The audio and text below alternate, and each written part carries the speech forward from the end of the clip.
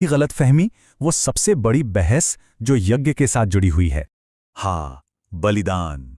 यज्ञ का नाम आते ही अक्सर लोगों के दिमाग में पशु बलि की एक तस्वीर आ जाती है। तो सवाल यह है कि क्या यज्ञ का मतलब सच में यही है? क्या वैदिक ग्रंथ वाकई में यही कहते हैं? इसका जवाब आपको हैरान कर सकता है। तो यहाँ दो बिल्कुल अलग अलग रास्ते दिखते हैं। एक है लिटरल व्यू, जो कहता है कि इसमें असली जानवरों या इंसानों की बलि दी जाती थी, और दूसरा है सिंबॉलिक व्यू, जो कहता है कि इसमें अनाज, जड़ी बूटियों और सिंबॉलिक चीज़ों का इस्तेमाल होता था। और जानते हैं, शास्त्र असल में सिंबॉलिक व्यू को ही बढ़ावा देते हैं, जहां काम से ज्यादा उसके पीछे का पर्पस इंपॉर्टेंट होता है। और यही वो पॉइंट है जहां पूरी सोच बदल जाती है। मतलब फोकस इस बात पर नहीं है कि आप आग में क्या डाल रहे हैं, बल्कि इस बात पर है कि आप क्यों डाल रहे हैं, आपका इरादा क्या है और आप उससे क्या रिजल्ट चाहते हैं।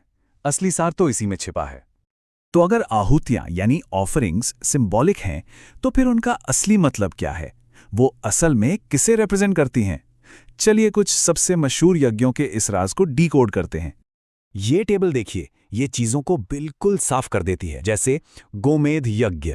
अब यहाँ गो यानी गाय का मतलब असली गाय की बलि नहीं है, बल्कि 7 तरह के अनाजों से बनी एक सिंबॉलिक गाय है, और इसका मकसद है प्रोडक्शन और प्रॉस्पेरिटी को बढ़ाना। इसी तरह नरमेध यज्ञ में जड़ी बूटियों से बने सिंबॉलिक मानव का इस्तेमाल पब्लिक हेल्थ और बीमारियों को रोकने के लिए होता था। और अश्वमेध यज्ञ में सिंबॉलिक घोड़ा पॉलिटिकल स्टेबिलिटी और सोशल वेलफेयर का प्रतीक था। मतलब हर रिचुअल एक प्रैक्टिकल सोशल गोल से जुड़ा।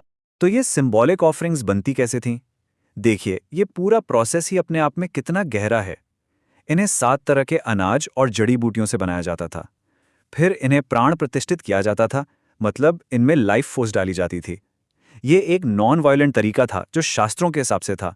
और सबसे ज़रूरी बात, ये उस काम के पीछे के इरादे का एक बहुत पावरफुल रिप्रेजेंटेशन था। सिर्फ ऑफरिंग्स ही नहीं, यहाँ तक कि जो पेय पदार्थ यानी ड्रिंक्स इस्तेमाल होते थे, उनका भी एक गहरा मतलब था। एक तरफ है सोम, जो एनर्जी और कॉन्शियसनेस यानी चेतना को बढ़ाने वाला माना जाता था, और दूसरी तरफ है सुरा, जो एक नशा है जिससे इंसान अपना कंट्रोल खो देता है। तो ये चुनाव भी विवेक का ही एक हिस्सा था। तो ये सब बातें हमें हमारे सफर के सबसे अहम, सबसे जरूरी मोड़ पर ले आती हैं, ये समझने के लिए कि वैदिक रास्ते का अल्टीमेट पर्पस क्या है। ग्रंथों में साफ साफ चेतावनी दी गई है कि जो लिटरल इंटरप्रिटेशन है, यानी सिर्फ शाब्दिक अर्थ को पकड़कर बैठ जाना, वो एक गलतफहमी है।